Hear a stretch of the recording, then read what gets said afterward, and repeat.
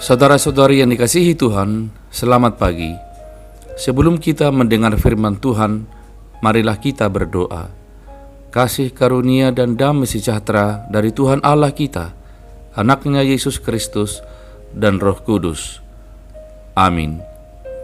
Firman Tuhan bagi kita hari ini tertulis dalam kitab Nabi Yesaya pasal 55 ayat 3.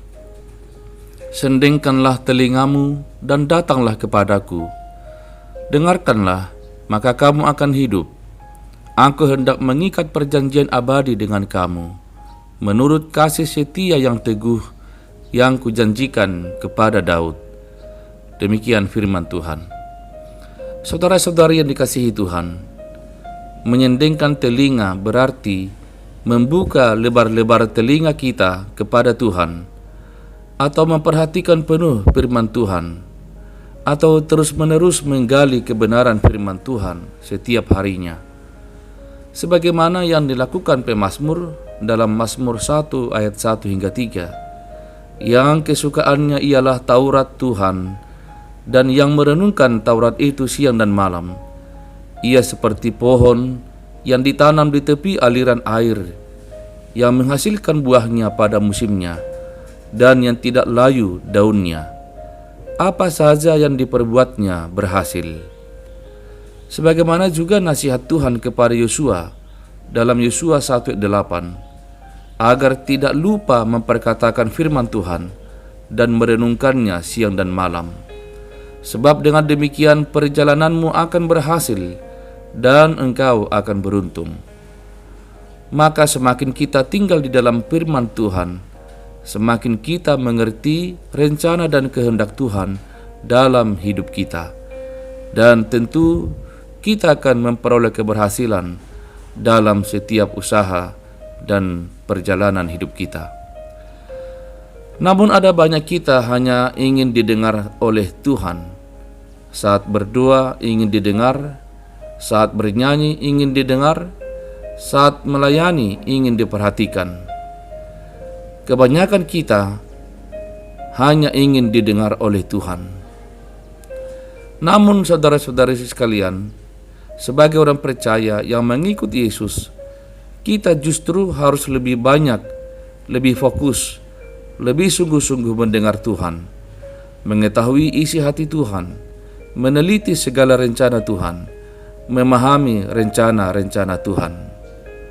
Untuk itulah Tuhan menciptakan dan mendesain tubuh kita dengan dua telinga, agar kita mendengar,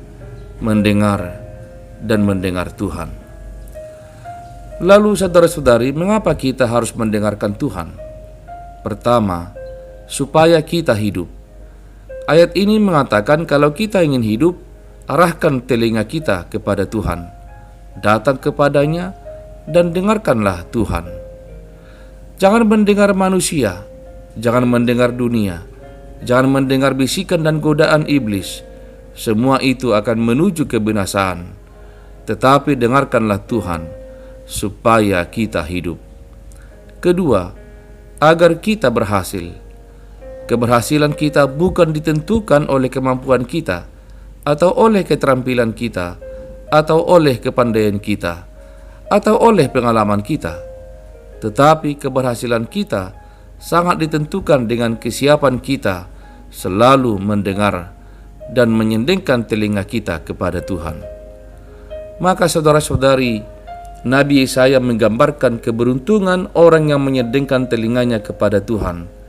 Dikatakan dalam kitab Yesaya 55 ayat 10 hingga 11, sebab seperti hujan dan salju turun dari langit dan tidak kembali ke situ, melainkan mengairi bumi, membuatnya subur, dan menumbuhkan tumbuh-tumbuhan, memberikan benih kepada penabur, dan roti kepada orang yang mau makan. Demikian firmanku yang keluar dari mulutku. Ia tidak akan kembali kepadaku dengan sia-sia, tetapi ia akan melaksanakan apa yang kukehendaki, dan akan berhasil dalam apa yang kusuruhkan kepadanya.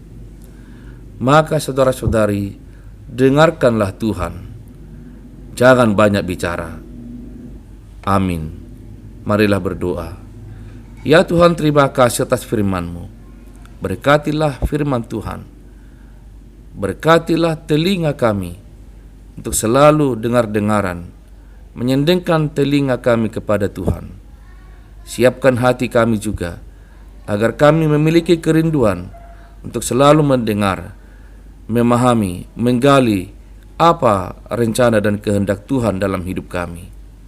Terima kasih Bapa. Berkat-Mu melimpah dan keberhasilan akan didapatkan setiap orang yang selalu mendengarkan firman Tuhan. Amin. Saudara-saudari, selamat pagi, selamat melayani, selamat beraktivitas, dan selamat merayakan kemerdekaan Indonesia yang ke-77 besok. Dirgahayu Indonesiaku, majulah Indonesia. Majulah dan diberkatilah seluruh orang percaya. Amin.